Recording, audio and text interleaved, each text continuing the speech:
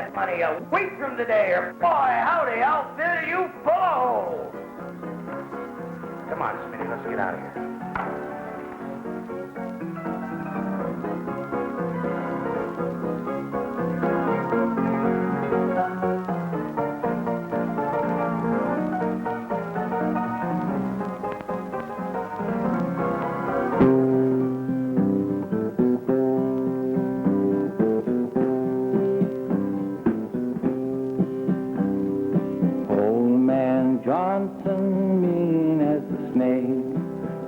Like a bulldog and body like an ape. Can't understand it, but he is the paw, the prettiest daughters that I've ever saw.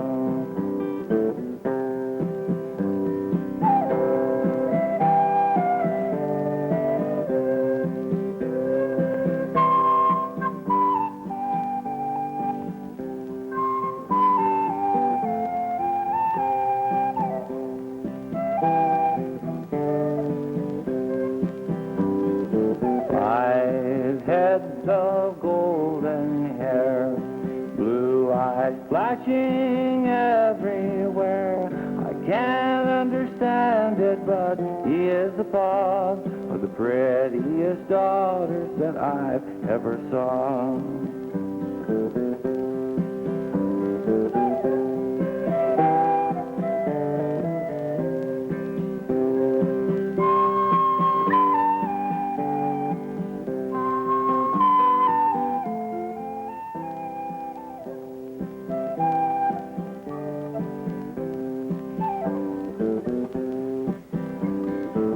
For Mrs. Peterson, she well has been a nun. She had only Luke, and her husband was gone. She met Liver Johnson, and soon her heart changed. One more girl would have his name. 5 heads of golden hair, blue eyes flashing everywhere. I can't understand it, but he is the paw of the prettiest daughters that I've ever saw.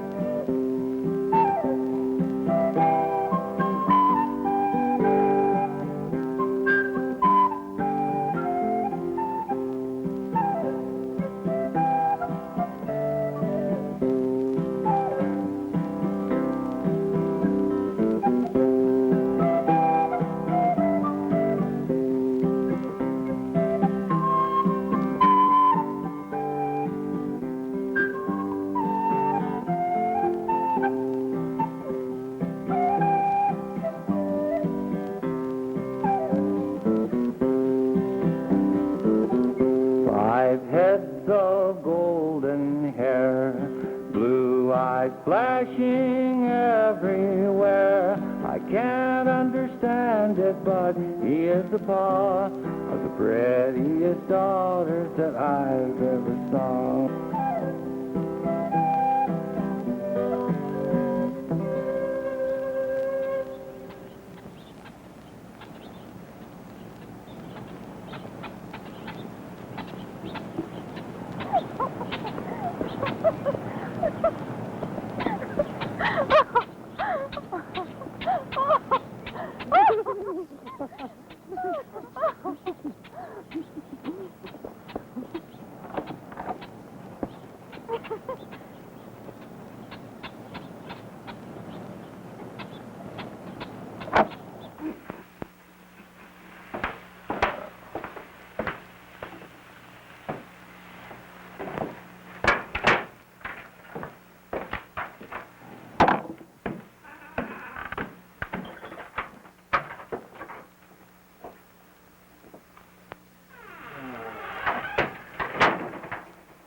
It ain't right, Lillian. You're killing yourself. Why, the cook and the neighbor lady are off picking berries, and the cat's having a high old time out in the yard catching birds. Why, every living thing is happy.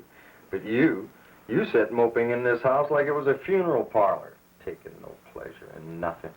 I mean it, Lillian. You haven't been out of this house in must be a whole year. I must never set foot out of this house again, Luke, never. I have nothing to set foot out of this house for. My life is done, and he's in his grave, and I've buried myself alive in this house. We are both in our graves. Well, now you're off again, Lillian. Now, as your cousin, I'm going to ask you to pack up and come back to the city with me. I'm just not going to listen to you no more. Now, Mr. Peterson is dead. Now, what can we do about that? It's God's doing. God's will be done. Now, you cry. You've done your share of mourning. Well, there's a limit to everything. You can't go on weeping and wailing like this forever. My old lady died for that matter. I wept and wailed for her almost a whole month long. Well, I couldn't go on weeping and wailing for her like that. She just wasn't worth it. I ended up with consumption, and I had to come west for my health. And as for the neighbors, you don't go to see them. You don't allow them to come around to see you. You and me, we're like a pair of spiders in this house. Well, pardon the expression, ma'am, but here we sit in this house like a pair of spiders. We never see the light of day. And it ain't like there's no good people around either. Why, there's a whole cavalry of men quartered off down at the fort, and the officers are so good looking that the ladies can't keep their eyes off of them. They have parties every night of the week. The military band plays on Saturdays. You could enjoy yourself, Lillian. You're young, you're good looking. 10 years from now, you may kind of want to strut and show off your feathers to those officers, and it's going to be too late. You must never bring this subject up again, Luke, never. Since Henry died, my life has been an empty dream to me. You know that. You may think I'm alive. Poor, ignorant Luke. I'm dead. I'm in my grave. Never more will I see the light of day. Are you listening, Luke? Oh, yes. Let his ghost learn how I love him. Oh, yes. I know and you know he was often unfair to me. And he was cruel. And he was unfaithful to me. But what of it? I shall be faithful to him. I'll show him how I can love. And hereafter, in a better world than this, he'll welcome me back, the same loyal girl I always was. Instead of carrying on like this, Lillian, why don't you go for a walk down into the garden? Why not harness up Toby and go for a drive? Oh, Luke. See some of the neighbors. Well, now what have I said? You said Toby, Luke, Toby. Oh, dear. Oh, he adored that horse. When we used to drive down to the Crawfords and the Langtrees, it was always with Toby. He was a wonderful driver. Do you remember, Luke? So graceful, so strong. Oh, I can see him now pulling at those reins with all his might and main. Toby. Luke, tell them to give Toby an extra portion of oats today. Very well, ma'am. Who is that? Tell them I am not at home. All right, Lillian. You shall see, my Henry, how a wife can love and forgive, till death do us part. Longer than that, till death reunite us forever. Aren't you ashamed of yourself, my Henry? Here's your wife, being good, being faithful. So faithful she's locked herself up here waiting for her own funeral. While you... Doesn't it make you ashamed, you naughty boy, you? You were terrible, you know. You made those awful scenes, and you were unfaithful. You stormed out and left me alone for weeks. There's a man outside, upstairs, Lillian. He says he must see you. I suppose that you told him since my husband's death I see no one. Yes, I did, but he says it's urgent, Lillian. I see no one. He don't take no for an answer. He curses and swears, and he comes in anyway. He's a perfect monster, Lillian. He's in the parlor now. In the parlor, is he? Well, I'll give him his comeuppance. Tell him I'll be down presently. Very well. Oh, why do they do this to me? Why? Insulting my grief, intruding on my solitude. I'm afraid I'll have to enter a convent. I must enter a convent. Oh, Lillian, you talk too much. Permit me to introduce myself. Ellie Johnson at your service, ma'am. Rancher and retired Indian scout. Forgive me for intruding on your peace and solitude, but my business is both urgent and weighty. What is it you wish, sir? At the time of his death, your late husband, whom I had the honor of knowing, was in my debt to the tune of $240. I've got a note right here to prove it. And since I have the interest to pay on a note of my own tomorrow, I have no alternative but to ask you to pay me the money today. $240, but what did my husband owe it to you for? Used to buy feed from me, ma'am. Remember what I said, Luke. Go out and see that they give Toby that extra portion of oats today. And Luke, close the door. I'm sorry, mister. What was the name again? Johnson, ma'am.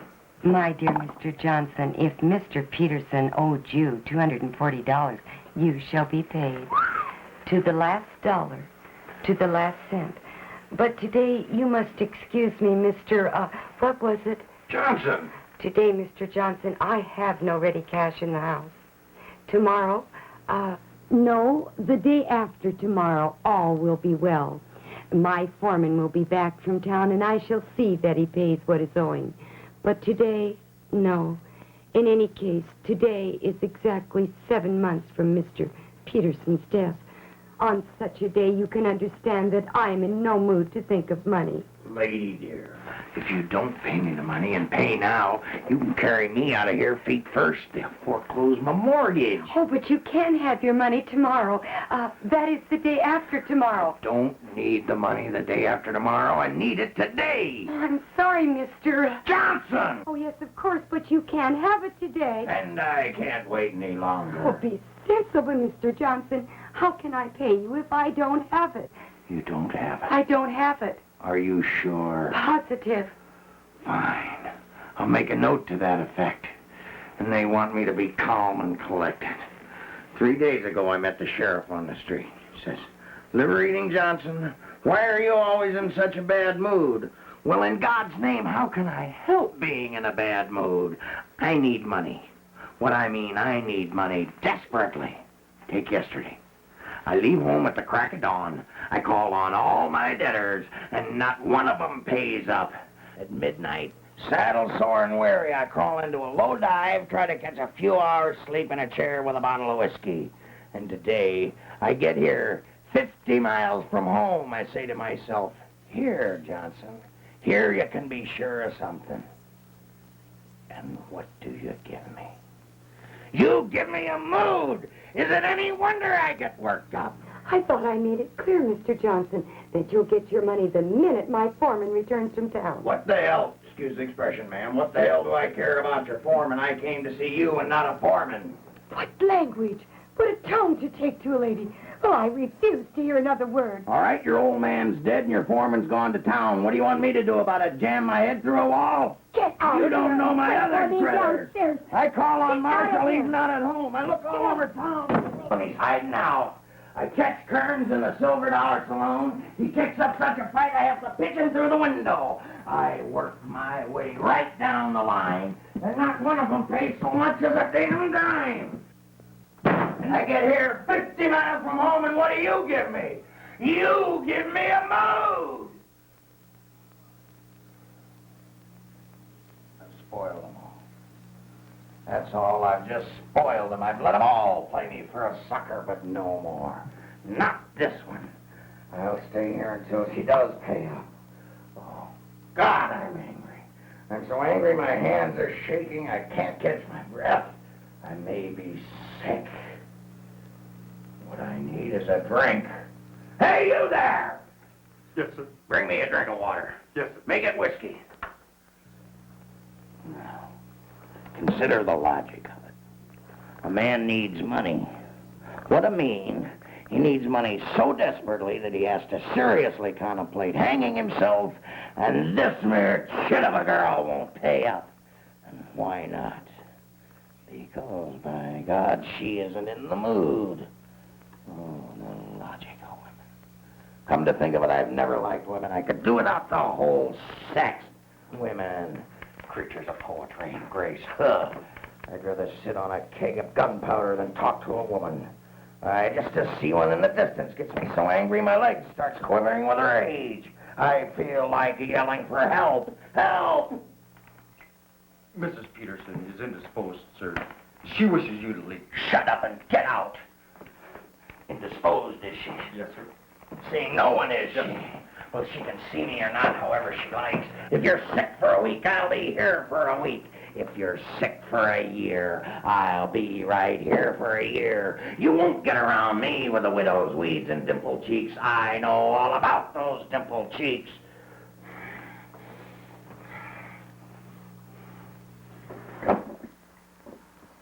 Smitty, unsaddle the horses. We're not leaving here like getting my money. And give them some oats. Oh. Yes, oats, you idiot. What do you think, a banana? What a mess. What an unholy mess. I didn't sleep a wink last night. The heat today's terrific. The skirt-in morning won't pay up, and I got a headache that'd kill a horse. I need a drink.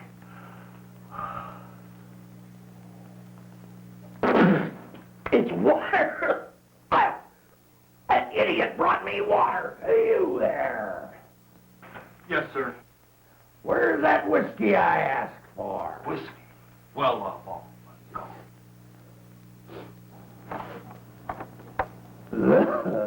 Oh, fine figure of a man I am.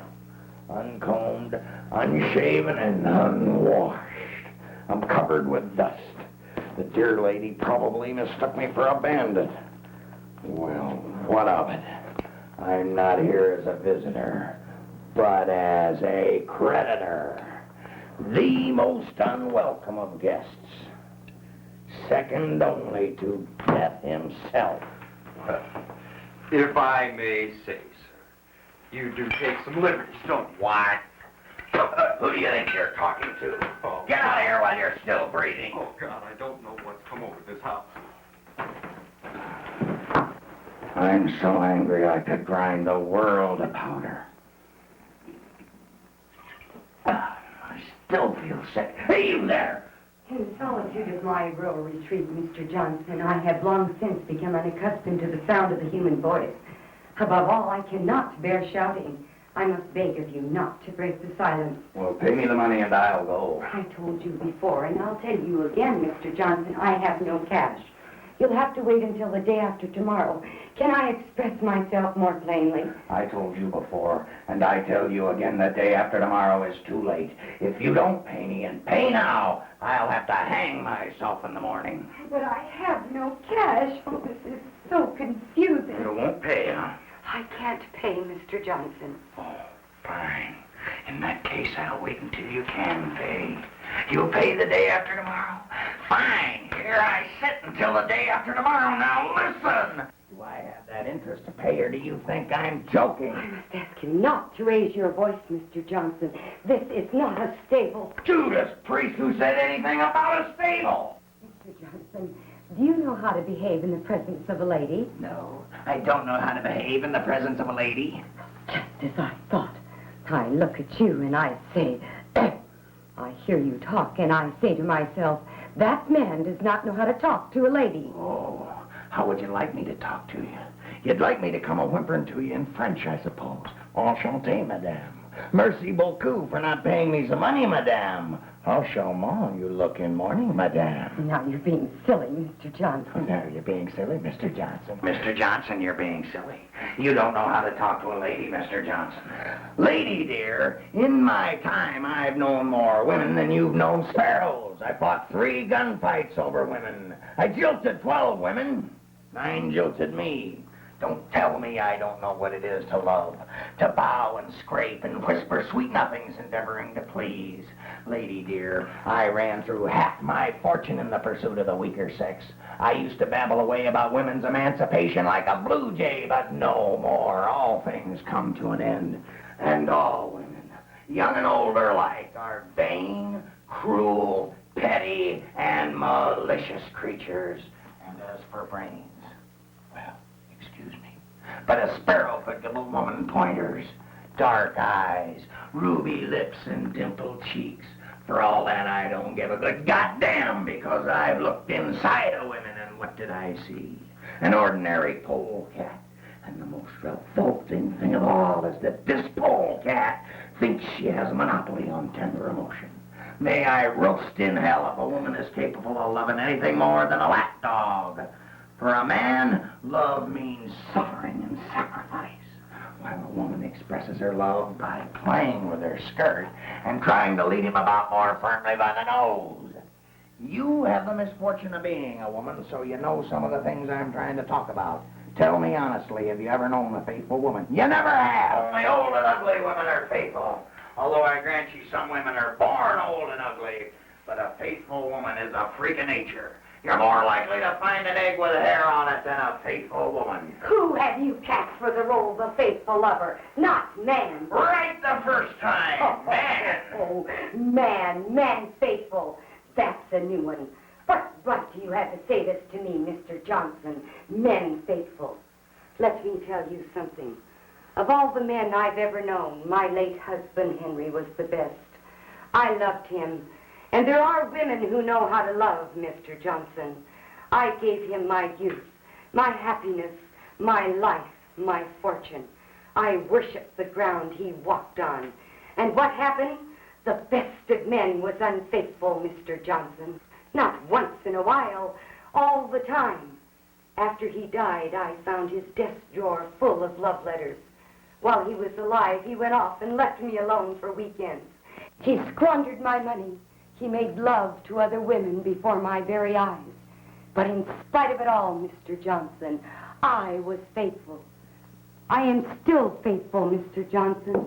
I shall wear mourning till the day I, too, am called to my eternal rest. Expect me to believe that. As if I couldn't see through that bullcorn. Till you two are called to your eternal rest. Till when? Till some little dude with his first mustache comes riding by and says, "Can this be the house of the mysterious Lily, who for love of her late husband has buried herself alive, vowing to see no man?" How dare you insinuate? How dare you? You may have buried yourself alive, Mrs. Peterson, but you haven't forgotten to powder your nose. How dare you? How dare you? Who's shouting now? Just because I shoot straight from the hip and call a spade a spade. Well, don't you shout at me. I'm not your hired hand. I'm not shouting. You're shouting. Oh, leave me alone. Pay me the money and I'll go. You'll get no money out of me. Oh, so that's it. Not a dollar, not a cent. Now get out and leave me alone. Mrs. Peterson, not being your husband, I must ask you not to make scenes with me. I don't like scenes. You're lying on my couch. Right. I'm lying on your couch. And I ask you to leave. Well, pay me the money and I'll go. Oh, the impudence of the man. I refuse to talk to him another moment. Get out. Are you going? No. No? No. On your head be it. Luke! Yes, Lord. Luke, show this gentleman out.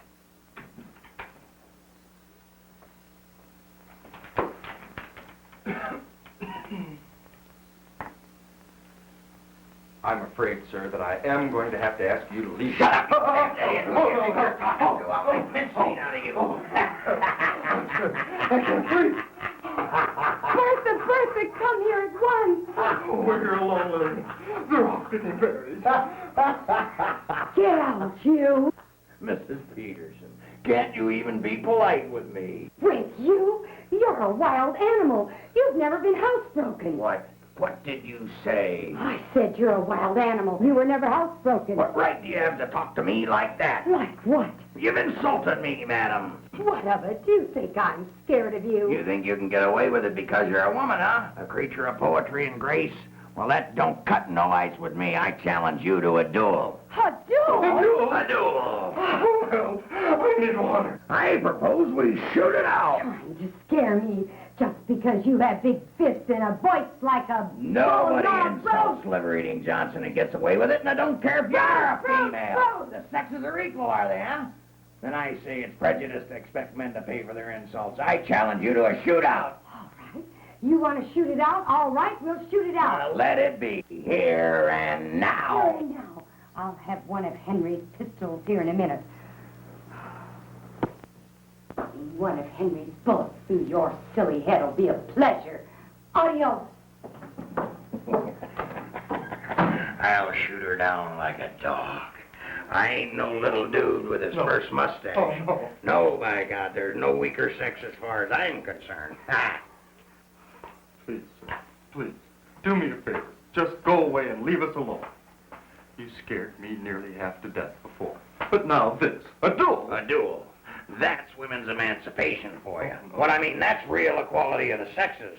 Not just as a matter of principle, I'll shoot her down like a sitting duck, but what a woman. Putting one of Peterson's bullets through your silly skull, she said. And her cheeks were flushed and her eyes were flashing, and by God, she accepted the challenge. I tell you, I never knew a woman like this one before. Please, just go away and leave us alone. I'll always pray for you. Woo-wee! She ain't no crybaby, and she ain't no sourpuss. No, by God, she's fire and brimstone. She's a human cannonball. It's too bad I have to kill her. Oh, no, please. Just go away and leave us alone. I like her. Can you imagine that? Dimples and all, and I like her. I'm even prepared to consider letting her off this debt. And where's my rage? It's gone. I tell you, I never met a woman like this one before. Pistol, Mr. Johnson. But before we start, you'd better show me how it's done. I'm not too familiar with these things. In fact, I've never given a pistol a second look before. Oh, Lord. Why has this tragedy fallen upon us? I must go for help. Well, it's like this. They're all kinds. This is the old 44 caliber Colt Peacemaker. Very reliable weapon. And what you have here is a little 32 caliber Smith & Wesson single-shot duckbill. Nice little gun, very accurate. Worth $15, $20 at the very least, and you hold it like this. Like this? Oh, my God, what eyes she's got. Yes, like this. Now you cock it. And with this little finger here, you squeeze here and it's all over. To aim it, you put your arm out straight, head up, arm out straight. And then with this little finger here, you squeeze and it's all over. The main thing is keep cool, take slow aim, and don't let your arm jump. I see. And if it's inconvenient to do the job in here, we can go out into the garden. Very well, but I should warn you that I'll be firing into the air. What? Well, this is the end. Why? Well, because then they're, for private reasons. Scared, huh? Now, come on, Mr. Johnson. My blood's up, and I won't be happy until I've drilled a hole through that skull of yours. Follow me. Oh, what's the matter? Scared? That's right. I'm scared. Oh, come on now. What's the matter with you? Well, Mrs. Peterson, Mrs. Peterson, I like you. Oh, good God, he likes me, does he? Yeah. The gall of a man. You may leave, Mr. Johnson.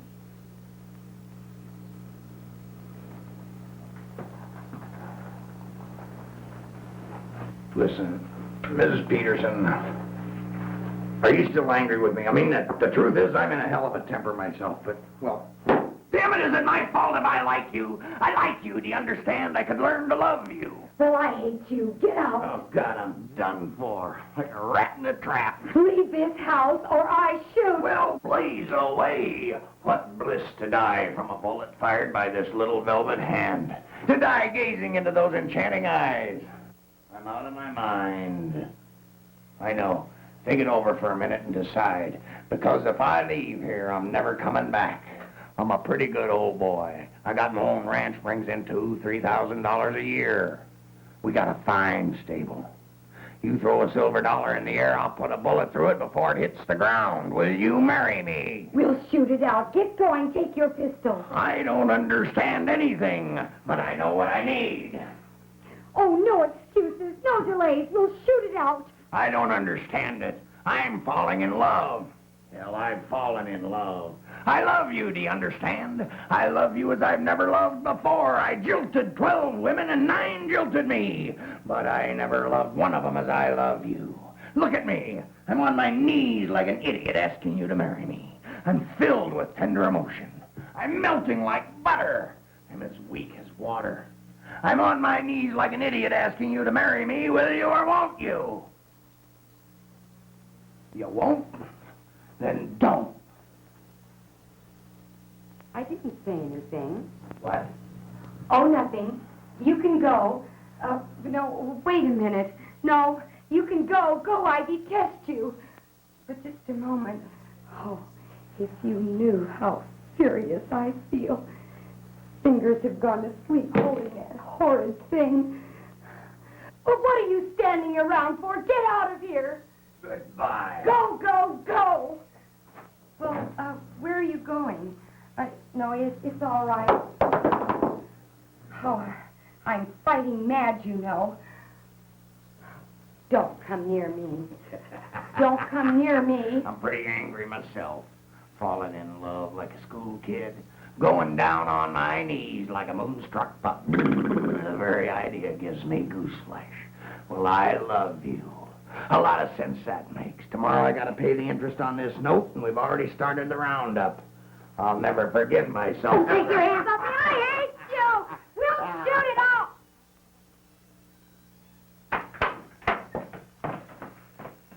Jumping Jehoshaphat. Well, now if that don't beat all. Luke, tell them in the stable that Toby is not to have any oats today. For Mrs. Peterson, she well has been a nun. She had only Luke, and her husband was gone. She met Liver Johnson, and soon her heart changed. One more girl would have his name. 5 heads of golden hair, blue eyes flashing everywhere. I can't understand it, but he is the pa of the prettiest daughters that I've ever saw.